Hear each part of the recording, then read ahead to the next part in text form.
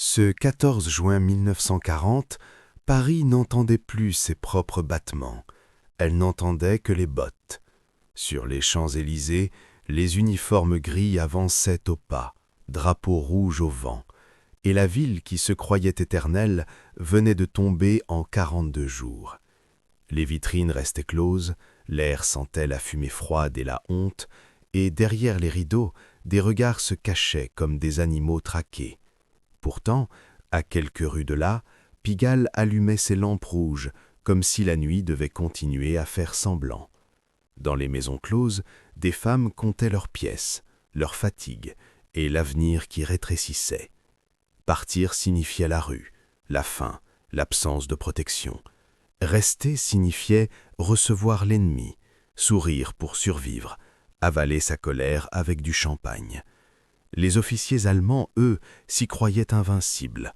Loin du front, ils riaient trop fort, parlaient trop librement, persuadés que ces femmes n'étaient que du décor. C'est là, dans cette faiblesse méprisée, qu'une idée impossible prit forme.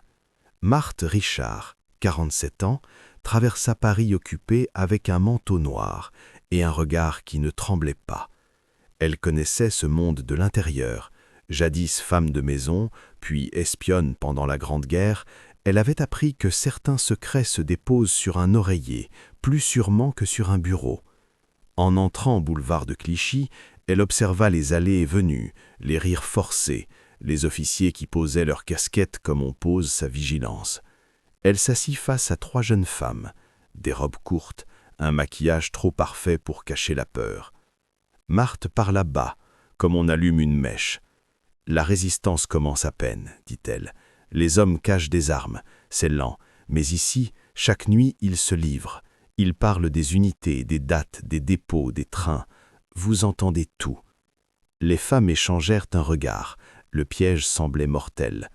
Marthe répondit avant même la question. « Justement, ils ne vous voient pas, ils vous sous-estiment.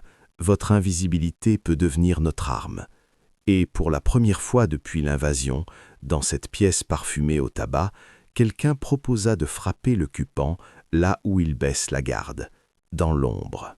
Au début, aucune d'elles ne répondit. Le silence pesait plus lourd que la peur. Car ce que Marthe proposait n'était pas seulement dangereux, c'était irréversible. Lisette, 30 ans, les mains jointes sur ses genoux, fixa le tapis usé comme si la réponse s'y trouvait cachée. Elle travaillait ici depuis une décennie, elle connaissait les hommes, leurs regards, leurs mensonges. Mais ce que Marthe lui demandait allait au-delà de survivre. C'était entrer dans une guerre sans uniforme, sans protection, sans pardon. « S'ils découvrent, » murmura Lisette, sans finir sa phrase. Marthe ne détourna pas les yeux. « Alors ils feront ce qu'ils font toujours. Mais si vous ne faites rien, ils gagneront tout. » Ces mots restèrent suspendus entre elles, brûlants, impossibles à ignorer. Dehors, un officier allemand riait, son verre cognant contre la table, insouciant. Ce rire traversa la pièce comme une insulte. Marthe le laissa exister un instant, puis reprit. « Vous n'avez pas besoin d'armes, seulement d'écouter. Un nom, un lieu, une date, rien de plus. » Elle expliqua comment un homme ivre révèle ce qu'il protège le plus, comment l'orgueil transforme les secrets en confidences. Elle savait. Elle avait vu des empires se fissurer sous le poids de leur propre arrogance. Une autre femme, Mireille, leva les yeux. Son frère avait été capturé 2 semaines plus tôt. Elle ne savait pas s'il vivait encore. « Et si cela peut aider la France ?» demanda-t-elle. Marthe répondit simplement. « Alors chaque mot que vous entendrez deviendra une balle qu'ils ne verront jamais venir. » Ce soir-là, rien ne changea en apparence. Les officiers continuèrent à entrer, les verres continuèrent à se remplir, les sourires continuèrent à masquer la vérité. Mais derrière ces gestes familiers, quelque chose s'était transformé. Les femmes ne regardaient plus leurs clients de la même manière. Elles écoutaient. Chaque phrase devenait une pièce d'un puzzle invisible, chaque détail une arme en devenir. Et dans l'ombre de cette ville occupée, sans bruit, sans ordre officiel, sans reconnaissance, la première ligne d'un réseau venait de naître. Marthe ne perdit pas un seul jour.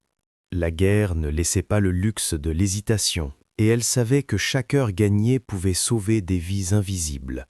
Elle marcha de Pigalle à Montmartre, de la rue de Provence aux ruelles sombres du Marais, entrant dans des salons feutrés où les rideaux rouges cachaient plus que des visages fatigués. Elle observait avant de parler, toujours. Le regard, la posture, la manière dont une femme écoutait le monde, elle ne cherchait pas les plus belles, elle cherchait les plus solides, celles dont les yeux restaient calmes même quand tout autour s'effondrait. En 3 semaines, elle parla à 47 femmes. Certaines refusèrent, terrifiées par ce qu'elles risquaient. D'autres acceptèrent immédiatement, sans poser de questions, comme si elles attendaient depuis toujours une raison de transformer leur survie en combat. Chacune portait une perte, un mari disparu, un père arrêté, un frère envoyé vers un destin inconnu. La guerre les avait déjà volées, maintenant elles allaient reprendre quelque chose. Marthe leur donna une seule règle. Vous n'espionnez pas, vous écoutez. Rien d'autre. Aucun geste suspect, aucun regard trop long. Seulement la mémoire. Un officier parle toujours de son unité. Il mentionne un départ, un transfert, un nom de ville.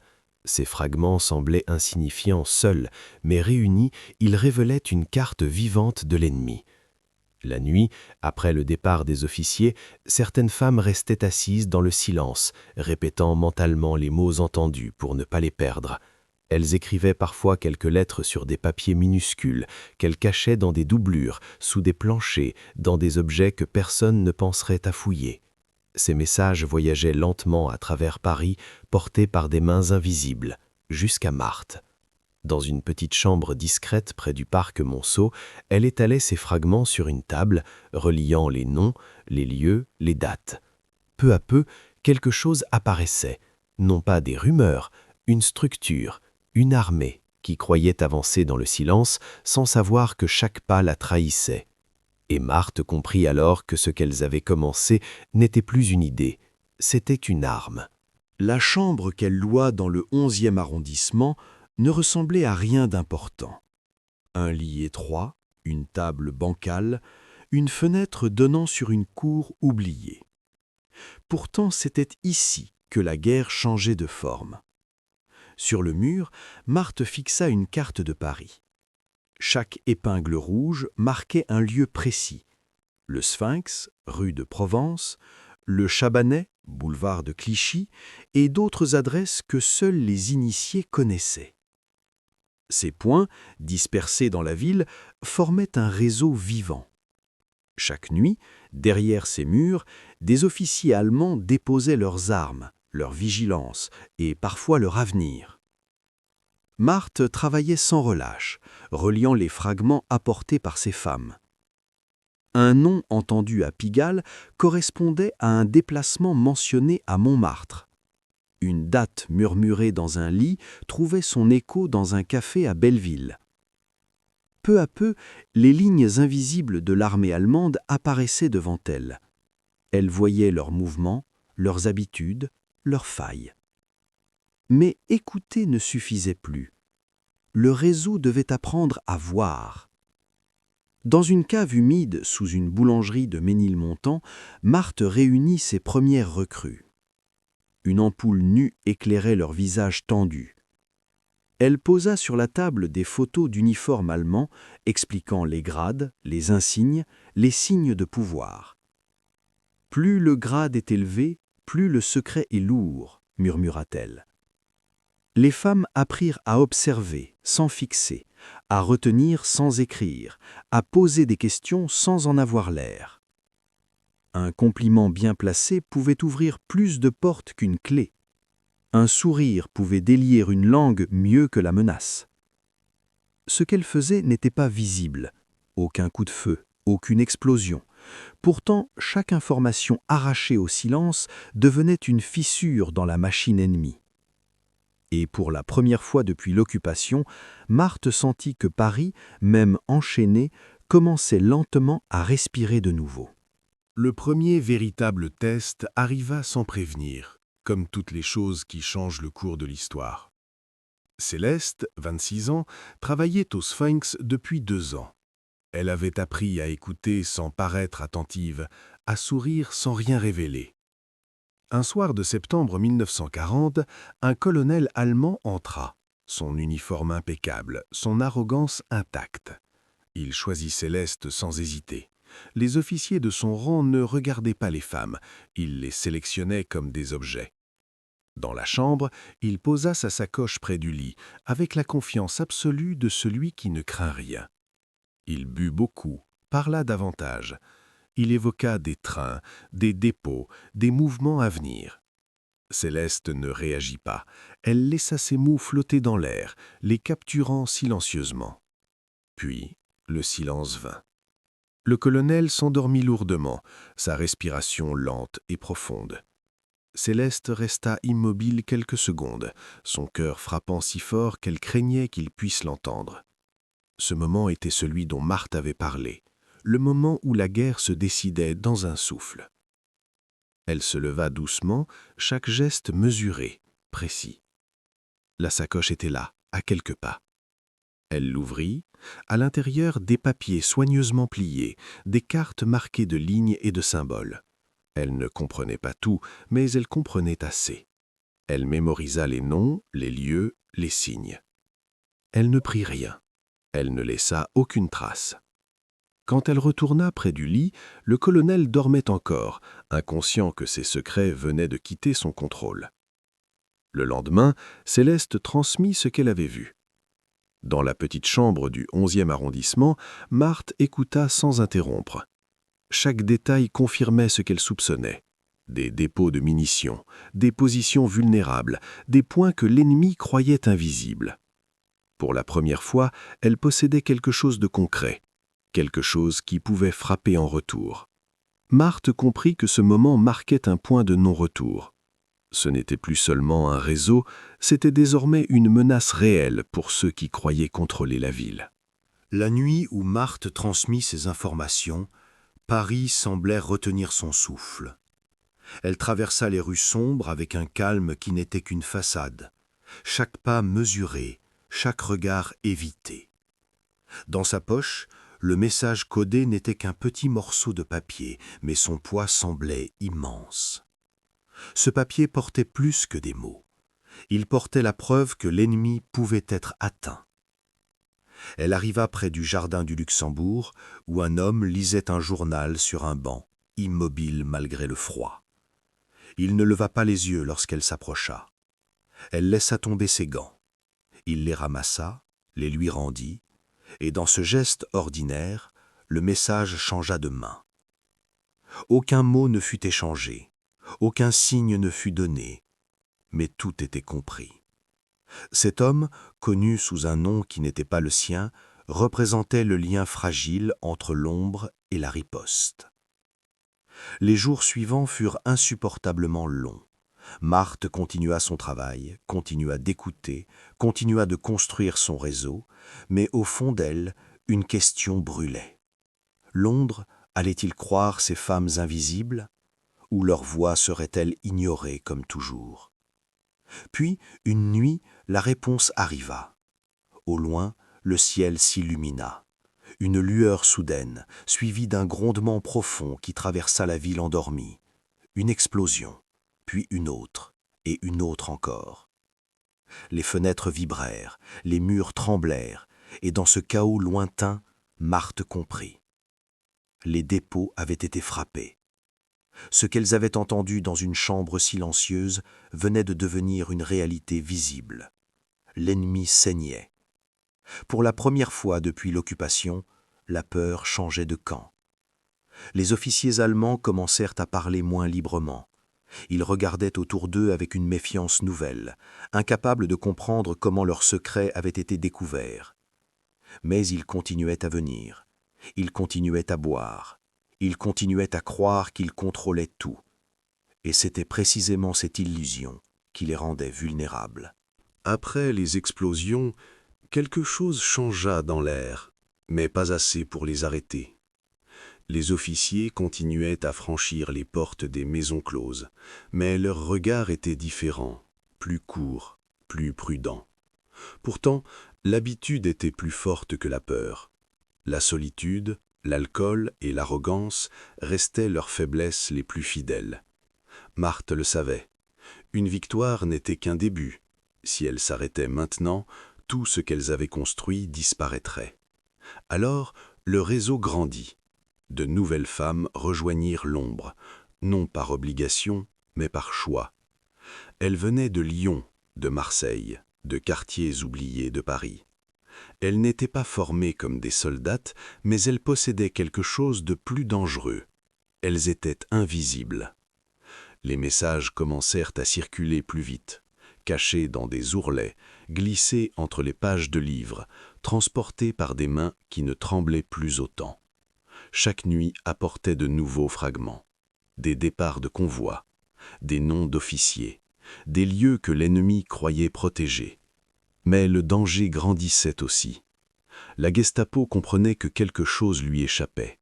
Des interrogatoires commencèrent, des arrestations isolées, des disparitions sans explication. Une femme, nommée Lisette, fut emmenée un soir sans prévenir. Les autres apprirent la nouvelle dans un silence glacé.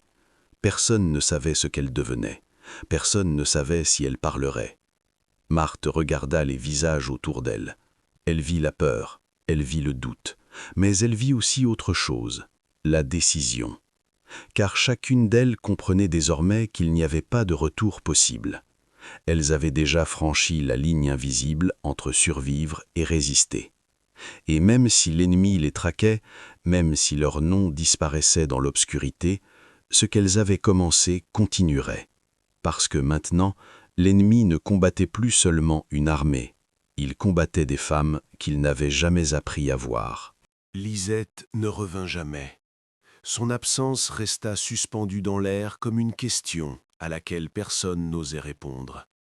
La Gestapo avait pris son corps, mais ce qu'elle protégeait resta intact. Elle n'avait donné aucun nom, aucun lieu, rien. Ce silence devint la fondation invisible du réseau. Marthe comprit alors que leur guerre ne serait jamais reconnue, jamais célébrée comme les batailles ouvertes. Elle changea les règles immédiatement. Plus aucun papier conservé, plus aucune preuve. Tout devait vivre dans la mémoire, puis disparaître. Les femmes apprirent à observer, à retenir, puis à oublier ce qu'elles avaient transmis. Leur esprit devint l'arme et le refuge. Les années passèrent dans cette tension permanente. Des convois furent interceptés, des opérations échouèrent avant même de commencer. L'ennemi avançait, mais jamais avec certitude. Il doutait désormais de ses propres ombres. Puis vint l'été 1944. Le bruit qui résonna cette fois dans Paris n'était pas celui de l'occupation, mais celui de la libération. Les chars alliés entrèrent dans la ville, et les drapeaux interdits revinrent à la lumière. Les gens pleuraient, criaient, embrassaient les soldats. Mais dans certaines fenêtres, des femmes observaient en silence. Elles n'étaient pas dans les rues, elles n'étaient pas acclamées. Leur guerre s'était déroulée dans des chambres fermées, dans des murmures, dans des moments que personne n'avait vus. Marthe resta immobile, regardant la ville respirer à nouveau. Elle pensa à celles qui n'étaient plus là, à celles dont les noms ne seraient jamais prononcés. Elles avaient combattu sans uniforme, sans reconnaissance, sans promesse de survie. Et pourtant, elles avaient tenu. Parce qu'elles savaient que la liberté ne naît pas seulement du bruit des armes, mais du courage silencieux de ceux que personne ne regarde. Et dans ce silence, elles avaient changé le destin d'une guerre.